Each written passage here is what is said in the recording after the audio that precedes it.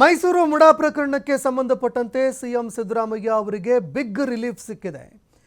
CM Siddaramaiah ಅವರ ವಿರುದ್ಧ ಮುಡಾ ಪ್ರಕರಣಕ್ಕೆ ಸಂಬಂಧಪಟ್ಟಂತೆ ಸಿಬಿಐ ತನಿಖೆಗೆ ಕೊಡಬೇಕು ಅಂತ ಆರೋಪಿಗಳ ವಿರುದ್ಧವಾಗಿ ಅರ್ಜಿ ಸಲ್ಲಿಕೆ ಮಾಡಲಾಗಿದೆ. ಸಿಎಂ ಸಿದ್ದರಾಮಯ್ಯ ಅವರ ಮುಡಾ ಪ್ರಕರಣವನ್ನು ಸಿಬಿಐಗೆ ತನಿಖೆಗೆ ಕೊಡಬೇಕು ಅಂತ ಅರ್ಜಿ ಸಲ್ಲಿಕೆ ಮಾಡಲಾಗಿತ್ತು.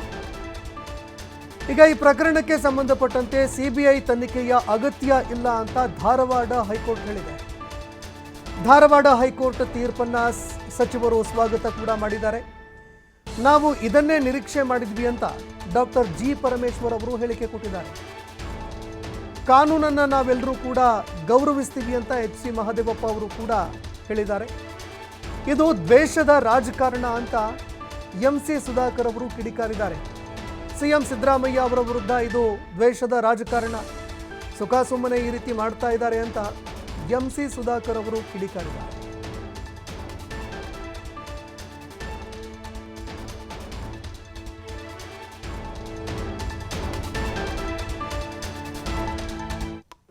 ನಾವು ಇದನ್ನ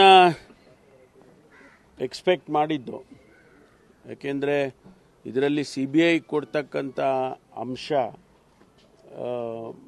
ಏನು ಇರಲಿಕ್ಕಿಲ್ಲ ಅನ್ನೋದು ಒಂದು. ಜೊತೆಗೆ ಲೋಕಾಯುಕ್ತ ಸಂಸ್ಥೆ ಏನು ಇನ್ವೆಸ್ಟಿಗೇಷನ್ ಮಾಡ್ತಾ ಇದೆ ಅದರ ಮೇಲೆ ಕೂಡ ಒಂದಿಷ್ಟು ಫೇತ್ ಇರಬೇಕು ಅನ್ನೋದು. ಅಲ್ಲಿ ನಾವು ಇಂಥ ಸಂದರ್ಭದಲ್ಲಿ ಒಂದು ಇನ್ಸ್ಟಿಟ್ಯೂಷನನ್ನು ಮಾಡಿದ ಮೇಲೆ ಆ ಇನ್ಸ್ಟಿಟ್ಯೂಷನ್ ಮೇಲೆ ಒಂದಿಷ್ಟು ವಿಶ್ವಾಸ ಬೇಕಲ್ವಾ. ಹಾಗಾಗಿ ಲೋಕಾಯುಕ್ತ ಸಂಸ್ಥೆಯ ಮೇಲೆ ಕೋರ್ಟು ವಿಶ್ವಾಸವನ್ನು ಇಟ್ಟು ಈ ರೀತಿ ಆದೇಶ ಮಾಡಿದ್ದಾರೆ ಅಂತೇಳಿ ನಾನು ಹೇಳ್ಬೋದು. ನೀವು ಯಾವ ರೀತಿ ಲೋಕಾಯುಕ್ತ ವರದಿ ಸರಿ ಇಲ್ಲ ಅಂತ ಹೇಳೋದಕ್ಕಾಗುತ್ತೆ? ನೀವು ಏನು ಸರಿ ಇಲ್ಲ ಅಂತ ಹೇಳೋದಕ್ಕೆ ಏನಿದೆ ಅಂತ ಅನ್ನೋ ಅರ್ಥ ಇದು. ಹಾಗಾಗಿ ಇದು ಒಳ್ಳೆಯ ತೀರ್ಮಾನ ಅಂತ ಹೇಳಿ ನನಗನ್ಸುತ್ತೆ. ಮುಖ್ಯಮಂತ್ರಿಗಳು ಮತ್ತು ನಾವೆಲ್ಲ ಕಾನೂನನ್ನು ಗೌರವಿಸುವಂಥವ್ರು.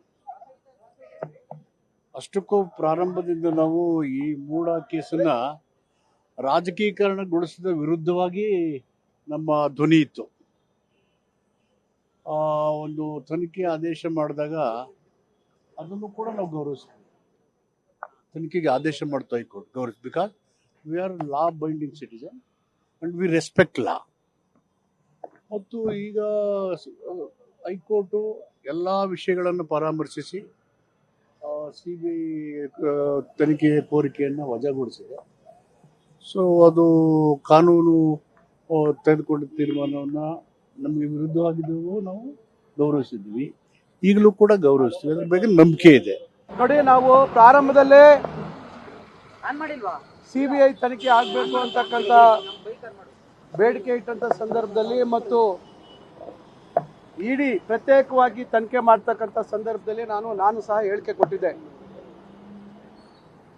ಉಚ್ಚ ನ್ಯಾಯಾಲಯದ ನಿರ್ದೇಶನದಂತೆ ಲೋಕಾಯುಕ್ತ ತನಿಖೆಗೆ ಅನುಮತಿ ಕೊಟ್ಟ ಮೇಲೆ ಲೋಕಾಯುಕ್ತ ಸಂಸ್ಥೆ ಸ್ವಾಯತ್ತ ತನಿಖಾ ಸಂಸ್ಥೆ, ಒಂದು ತನಿಖಾ ಸಂಸ್ಥೆ ತನಿಖೆಯನ್ನು ಮಾಡ್ತಾ ಇರ್ತಕ್ಕಂಥ ಸಂದರ್ಭದಲ್ಲಿ ಮತ್ತೊಂದು ತನಿಖಾ ಸಂಸ್ಥೆಯ ಅವಶ್ಯಕತೆ ಏನಿದೆ ಅಂತಕ್ಕಂಥದ್ದನ್ನು ನಾವೆಲ್ಲರೂ ಅದ್ರ ಬಗ್ಗೆ ಪ್ರಸ್ತಾಪ ಮಾಡಿದ್ವಿ, ಅದ್ರ ಬಗ್ಗೆ ಚರ್ಚೆಗಳನ್ನು ಮಾಡಿದ್ವಿ. ಇದು ಕೇವಲ ರಾಜಕೀಯ ದುರುದ್ದೇಶ,